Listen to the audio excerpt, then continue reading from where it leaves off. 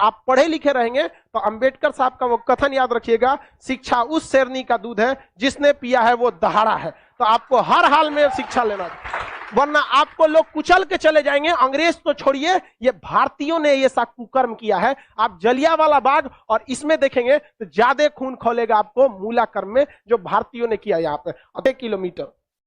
अब अगर किसी का घर यहाँ है और उसको यहाँ जाना है तो वो मंदिर के रास्ते से नहीं जा सकता है, लौट के जाएगा पूरा गांव हेल के बाहर बाहर यहाँ पर, और फिर आना है तो इस तरह से हेल के आएगा। खुद हिंदू धर्म के शास्त्र को पढ़ी, आपको पढ़ाएं ऋग वैदिक काल में जाति का निर्धारण कर्म के आधार पर, उन लोगों ने अपनी फायदा के लिए जाति के आधार पर कर दिया, वंश के आधार पर किया कि नहीं किया?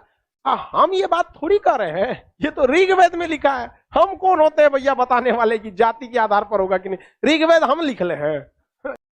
मूला कर्म एक टेक्स्ट था जिसमें दलित लड़कियों और महिलाओं को अपना स्तन नहीं ढकना था, खुला रखना था। अगर वो स्तन ढकती है तो उसे टैक्स देना पड़ेगा ऊंचे जात वालों को। और वहां पे जब टैक्स देने गया तो महिला जो थी ना, इस मूला कर्म को हटाने के लिए अपने स्तन को चाकू से काट दी और मर गई सब महिलाएं। वहां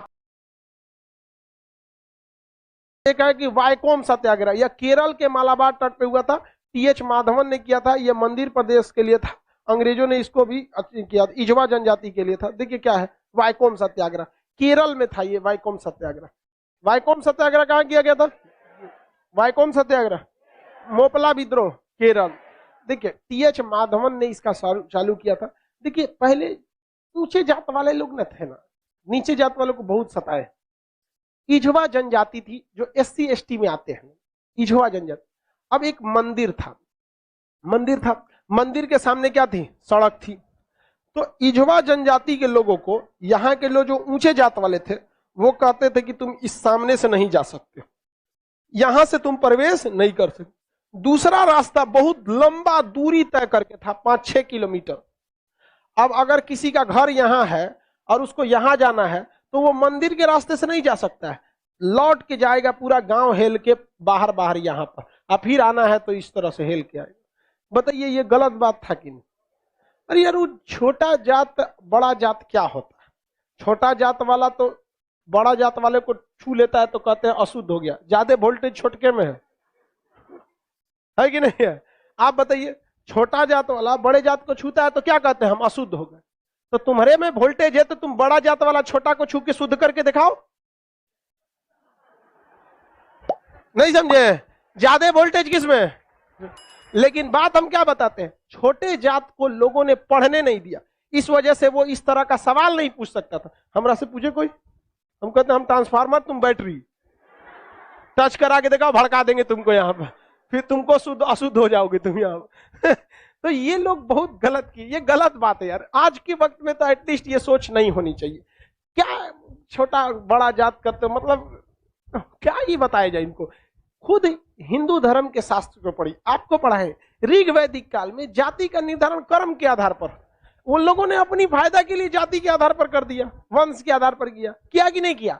हम ये बात थोड़ी कर रहे हैं, ये तो ऋग्वेद में लिखा है। हम कौन होते हैं भैया बताने वाले कि जाति के आधार पर होगा कि नहीं? ऋग्वेद हम लिख ले हैं, जाके पढ़िए ऋग्वेद में। वहां एक ही परिवार में 4 जाति के लोग रहते थे, प्रारंभिक वही है ना, बाद में ना संशोधन कर दिया गया, तो गलत था। यहाँ पर केरल में बहुत अत्याचार हुआ। यहाँ पे केरल का त्रावणकोर का एक राजा था, यहाँ पर इसने दलित महिलाओं को मूला कर्म लगाता था। टैक्स था मूला कर्म। मूला कर्म एक टैक्स था जिसमें दलित लड़कियों और महिलाओं को अपना स्तन नहीं ढकना था, खुला रखना था। अगर वो स्तन ढकती है तो उसे टैक्स देना पड़ेगा ऊंचे जात वालों को, क्योंकि ऊंचे जात वाले को नीचे जात वालों से अलग करने के लिए ये तरीका लाया गया था। अब ये बताइए ये कितना नीच समाज की ये मानसिकता हो सकती है? ये आप कह सकते हैं कि जिस भारत में नारियों की पूजा होती है उस भारत में ये मूला कर्म स्तन ढकने के लिए, और वो भी इस नाते कि तुम दलित हो, कितना गलत है। और इसको देखिए, इस पे कोई बहुत बड़ा बवाल आज तक हुआ है नहीं, लेकिन एक मूवी अगर आ जाएगी पद्मावती, या एक बाजीराव मस्तानी, एक कोई मूवी आ जाएगी, या कोई किसी कंपनी का प्रचार आ जाएगा। अभी एक किसी कंपनी का कोई प्रचार आया था दीपावली, उसके लिए बवाल हो गया। कभी इसके लिए बवाल हुआ है? नहीं, होगा भी नहीं। रीजन क्या है? दलित लोग उतना पढ़ने ही नहीं दिया इन लोग को, आगे भी नहीं दे रहे। दलित के कुछ नेता भी आए तो अपने परिवार को लगाने में आगे बढ़ गए। यहाँ पर वो पढ़े लिखे नहीं है। यहाँ एक मूवी के लिए बवाल हो सकता है, जिस हम पर्सनली हम बताते ना, बवाल की वजह से हम बाजीराव मस्तानी मूवी देखे, हमें ऐसा नहीं लगा कि उसमें क्या था। भले काटने के बाद वो था कि क्या था हमको ही नहीं पता, लेकिन ऐसा उसमें मूवी में कुछ गलत दिखाया गया है। उसमें तो और बहादुरी दिखाया गया कि महिलाओं ने, कि देखो भाई मरने के बाद भी हमने क्या किया है जौहर की, जो गलत था। अलाउद्दीन खिलजी, इससे नुकसान किसको था? इससे अलाउद्दीन खिलजी का वह चेहरा जो सबको नहीं पता था वो भी देख लिया लोगों ने, लेकिन उसके लिए विरोध हो सकता है। लेकिन इतना गलत चीज के लिए कभी आपने विरोध देखा है? कभी नहीं आता। तो ये उन लोग को आज तक दबाए जाके रखा है। इतना गलत चीज वहां पे मूला कर्म लिया गया था, ये एकदम सरासर गलत है। और वहां पे जब टैक्स देने गया तो महिला जो थी ना, इस मूला कर्म को हटाने के लिए अपने स्तन को चाकू से काट दी और मर गई सब महिलाएं वहां पर। और यह केरल ऐसा राज्य था जिसमें पुरुष सती होते थे। जब उनकी पत्नी अपना स्तन काट देती थी, ब्लड गिरने की वजह से मर जाते थे, तो चिता में पुरुष जाके मर जाता था कि हम ऊंचे जात वालों से नहीं लड़ सकते हैं, लेकिन हम अपना शरीर हम भी त्याग देते हैं। पुरुष भी सती हुआ है इस देश में, ये ऊंच और नीच जात वाले यहाँ पे। लेकिन इसे, और यही अगर ये कांड किसी ऊंचे जात वाले के लिए कोई दिल्ली सल्तनत का राजा किया रहता, आज न्यूज चैनल पे बैठ के बवाल हुआ रहता। लेकिन दलित है ना भाई साहब, कोई आवाज नहीं उठाता है यहाँ पर। इसलिए आप एजुकेशन रहिए, आप ऊंचे जात के हैं या नीचे जात के हैं, पढ़े लिखे नहीं रहेंगे ना तो लोग कचल के चले जाएंगे। और आप पढ़े लिखे रहेंगे तो अंबेडकर साहब का वो कथन याद रखिएगा, शिक्षा उस शेरनी का दूध है जिसने पिया है वो दहाड़ा है। तो आपको हर हाल में शिक्षा लेना चाहिए, वरना आपको लोग कुचल के चले जाएंगे। अंग्रेज तो छोड़िए, ये भारतीयों ने ये सा कुकर्म किया है। आप जलियांवाला बाग और इसमें देखेंगे तो ज्यादा खून खोलेगा आपको मूला कर्म में, जो भारतीयों ने किया यहाँ पे। और दिल को तकलीफ तो अपने पहुंचाते हैं, गैरों को पता क्या है कि दिल दुखता किससे। ये देश के लिए आपको शर्म आएगी। हमारी संस्कृति पे जहां हमें नाज होता है, ये हमारी संस्कृति में दाग है, दाग धब्बा है। जिस तरह चांद में भी दाग है ना, हमारी अपनी संस्कृति पे इस दाग को कभी भूल नहीं सकते हैं कि पूरी दुनिया में एक ऐसा देश था जहां मूला कर्म लिया जाता है। लेकिन आज भी बहुत हल्के में इसे ले लिया जाता है, हल्के में ले लिया। जानते हैं क्यों? क्योंकि ये दलित के साथ हुआ। समझा गया कि नहीं? बहुत ऐसा होता है। अब कितना आदमी बताएगा, ज्यादा हम भी बोलेंगे तो सोचा हमारा कहेगा तू दलित का फेवर कर। हम कौन सी फेवर कर? नहीं हुआ रहा था नहीं बोलते। इजवा जनजाति के लोगों ने विरोध किया और इजवा जनजाति वालों ने क्या किया, इसको हटाया और मंदिर के सामने से वो क्या होने लगे ज्यादा। अरे भगवान ने कब कह दिया कि तुम हमको, मतलब अरे यार राम जी सबरी के जूठे बेर खाए थे, तू राम जी से बड़ा हो गया। अरे राम जी के पैर के धूल के बराबर है आज के वक्त में, चाहे कितना बड़ा आप प्रकांड विद्वान।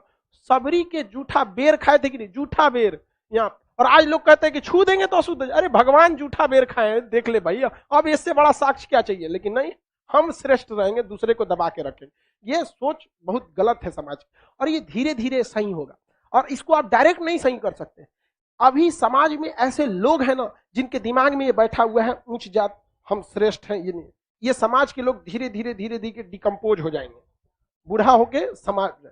नई जनरेशन आ रही है ना, ये जनरेशन सही है। लेकिन इसमें भी बहुत सारे ऐसे हैं लोग जो ये बात को मतलब ले। लेकिन आज आप लोग युवाओं में आप देखिए, आप लोग में ऐसी सोच नहीं है, अभी नहीं है। लेकिन आप अपने घर में देखिएगा, अपने दादा परदादा, दादा, उन लोग में अभी भी ये सोचा। हमारे यहाँ पे हमारी दादी भी थी तो नौटंकी करती थी, हम खटिया पे बैठी तो उनके हमारे दादी से नहीं जमता था बहुत।